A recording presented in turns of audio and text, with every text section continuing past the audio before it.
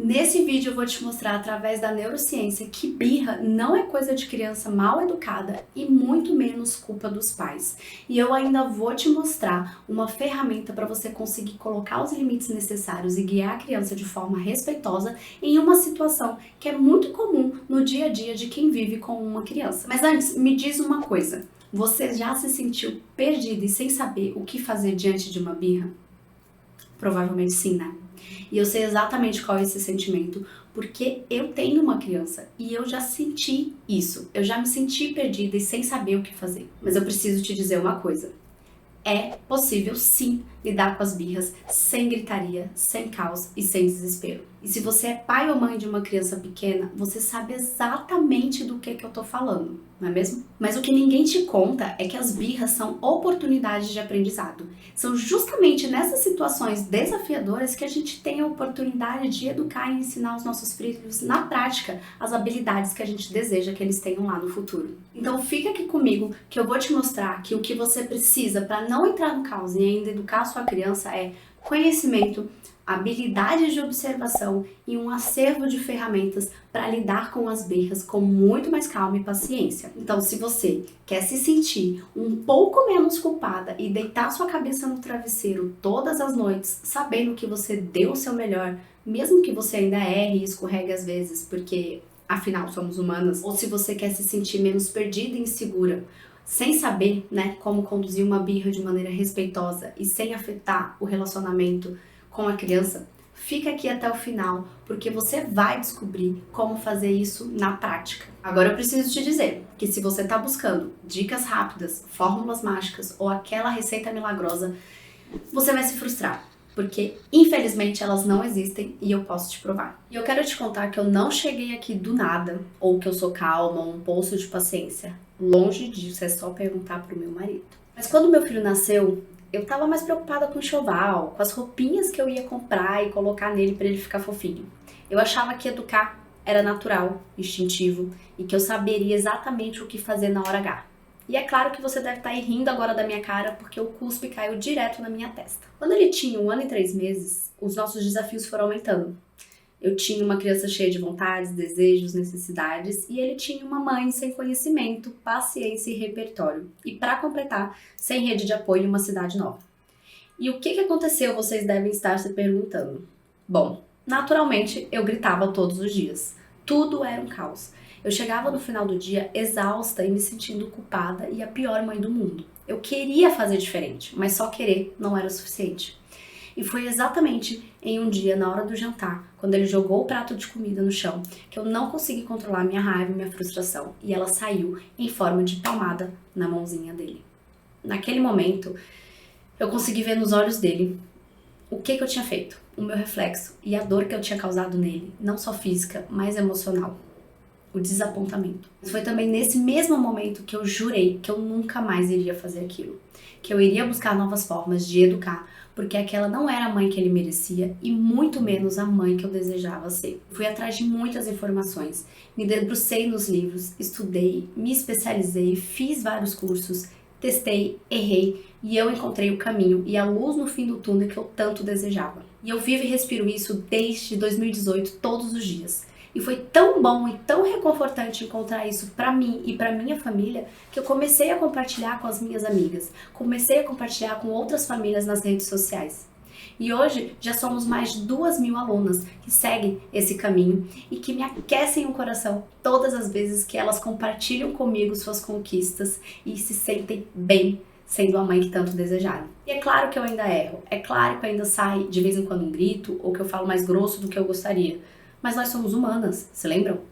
Mas esses dias, eles são exceções, são raros, não são nem de perto como era antes. Não é sobre perfeição, é sobre o processo, sobre quebrar pequenos ciclos e aprender com os nossos erros e evoluir. A gente erra, escorrega, mas a gente sabe para onde voltar, entende? Eu quero te dar um gostinho de como fazer isso aí, na prática, no dia a dia, dentro da sua realidade. Vamos lá? Muitas pessoas acreditam que as crianças fazem birra porque elas decidiram fazer e que elas também param quando elas bem entenderem. Mas não é isso que acontece. As birras são um reflexo de um cérebro imaturo e em desenvolvimento. O que acontece é que diante de uma grande frustração, como por exemplo o não que a gente dá para as crianças, o cérebro primitivo é acessado e a única resposta e opção aí é luta ou fuga. E se você tem uma criança em casa, provavelmente você já presenciou uma situação em que a criança, durante uma birra, se joga no chão e parece que está lutando com a força de um leão, não é mesmo? Elas choram, gritam, batem, jogam as coisas, se jogam no chão e umas chegam até a bater a própria cabeça na parede. E isso nada mais é do que o cérebro primitivo ali agindo, luta e fuga, acionado. Elas literalmente não conseguem controlar e regular a forma de expressar e comunicar o que elas estão sentindo de uma maneira mais adequada. Isso é tarefa do nosso córtex frontal. Ele que é o responsável por pensar antes de agir, por fazer boas escolhas, por controlar essas emoções. O problema é que esse acesso ao córtex frontal, a comunicação entre o cérebro primitivo e ele, só é possível depois dos 4 anos de idade. Claro, se isso for trabalhado antes, durante e depois.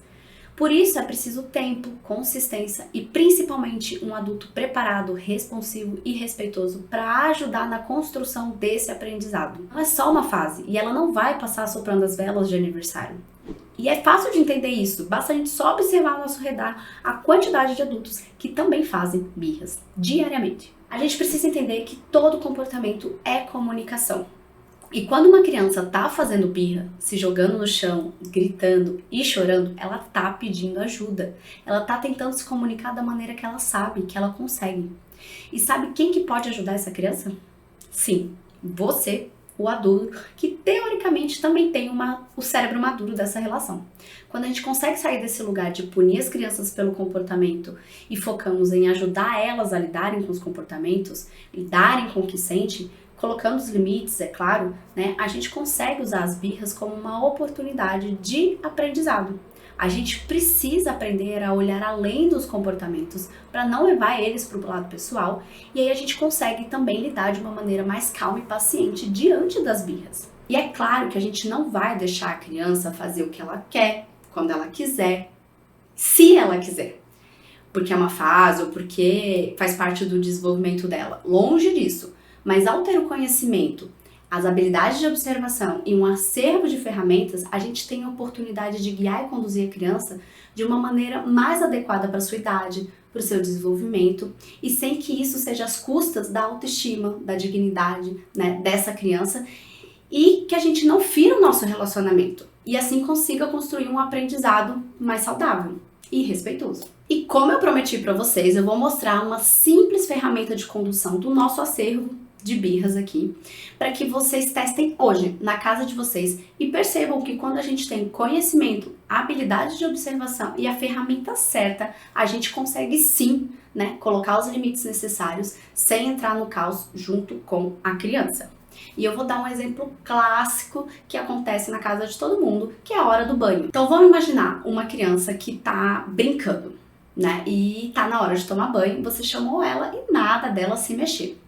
A maioria das pessoas nessa situação do banho vão interromper a brincadeira, vão catar a criança e vão querer levar ela para o banho a qualquer custo. Algumas vão até ameaçar colocar ela de castigo. Se você não vier e tomar banho agora, você vai ficar sem seus brinquedos, né? A criança vai chorar, vai se debater, vai resistir, não vai querer ir e vai chegar ao ponto de você ter que arrastar a criança pelos cabelos por um banho. Foi tudo ladeira abaixo, certo? E veja bem, as crianças, elas são lúdicas, né? A prioridade delas é brincar. Tomar banho, comer, dormir, não são prioridades para a criança. Mas isso não quer dizer que elas não vão tomar banho, né? Mas a gente consegue conduzir de uma maneira respeitosa se a gente tem isso em mente. Então vamos lá, a nossa ferramenta. Hoje, na hora de levar a criança para o banho, se ela estiver brincando, espere ela acabar de fazer o que ela está fazendo. Afinal, a gente não quer também atrapalhar esse processo de concentração da criança, porque isso vai ser importante lá na frente, quando elas estiverem fazendo tarefas de escola. Então, pergunte para ela se, por exemplo, ela precisa do tempo de uma música para terminar aquela tarefa, aquela brincadeira que ela está fazendo ali. Depois disso, você pode dizer algo como: filho, eu tô vendo que tá super legal a brincadeira agora, mas a gente precisa tomar banho. A gente vai pulando igual um sapo ou você quer ir no colo da mamãe voando que nem um avião? Eu tenho quase certeza que ela vai parar e vai escolher.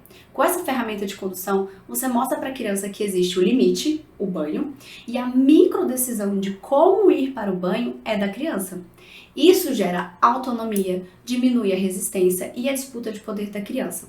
Aumenta o senso de pertencimento e colaboração e ela resiste menos. Só teste. Isso também pode ser feito no banho ou em outras situações, mas é importante lembrar que a nossa intenção aqui não é controlar a criança, e sim educar a longo prazo. Porque uma parte do caminho respeitoso é ter conhecimento sobre o desenvolvimento da criança, para que assim a gente alinhe as nossas expectativas do que esperar e do que construir. Outra parte é a gente observar a nossa criança e o contexto para ajudar dentro das suas necessidades e dentro das suas particularidades.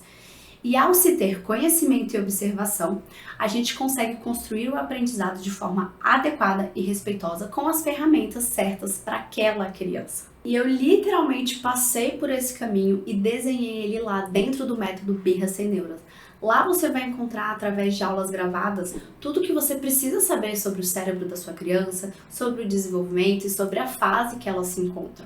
Você também vai aprender a decifrar o que a sua criança está tentando comunicar de maneira torta com esses comportamentos desafiadores que a gente chama de birra. E é claro que você também vai ter acesso a um acervo de ferramentas respeitosas para conseguir guiar a criança em diversas situações e a como colocar os limites necessários na hora da birra, tudo isso com muito respeito e muita consciência. Isso tudo com acesso por 1 ano, ou seja, você vai poder assistir no seu tempo, quantas vezes você precisar, porque eu sei que a vida da mãe é corrida e que os desafios eles vão surgindo diariamente no dia a dia com a criança.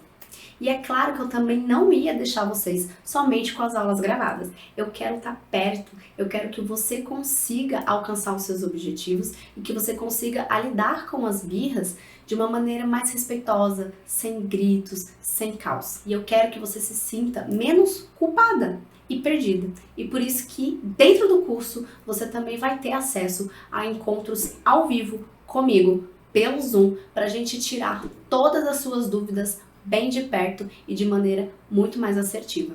Eu quero que você tenha a oportunidade de testar, observar e reajustar. E é por isso que os nossos encontros são 1 vez ao mês. E se mesmo assim você não conseguir ver a luz lá no fim do túnel, não conseguir mudar nada na sua casa, basta clicar em um único botão e pedir o seu reembolso. Então é isso. Se você quer deixar de lado o caos e os gritos durante as birras e conseguir se sentir menos culpada e, claro, ter um relacionamento muito mais saudável com a sua criança e construir o aprendizado desejado, clique aqui no botão que eu te espero lá do outro lado.